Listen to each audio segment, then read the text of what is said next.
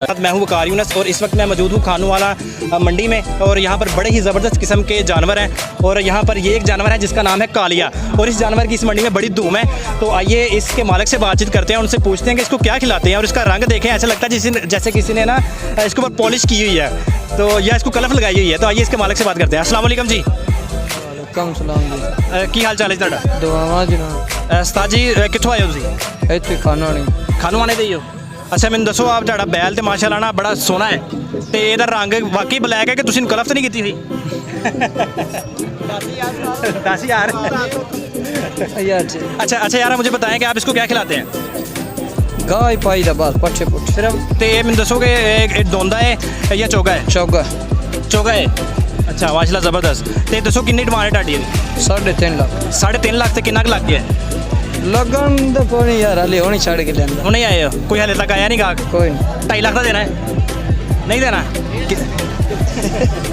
कितने? हाँ देखो उस्ताद आ गए कितना 1.5 लाख का नगद। आओ जी उस्ताद जी। हाँ देखो ਤੁਹਾਡਾ गाहक ही वैसे ले आंदा है।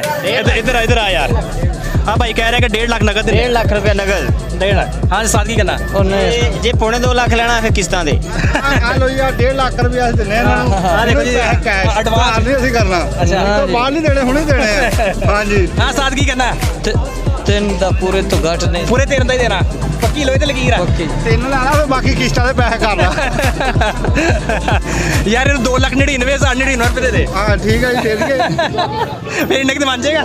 1 रुपया तो घट करवाना ही करवाना तेरे को, पूरे तो नहीं दे रहे हम 10,000 साथ किन्ने देना फाइनल? ठीक हो गया यार। नहीं 2.5 पूरे 3 का ही नहीं जी साथ कह रहे पूरे 3 का ही देना। ਤਿੰਨੇ ਦੇਣਾ ਵਾ। ਤੁਸੀਂ ਹੁਣ ਕੀ ਕਹਿੰਦੇ ਹੋ? ਅਸੀਂ ਤਾਂ ਕੁਝ ਵੀ ਨਹੀਂ ਕਹਿੰਦੇ।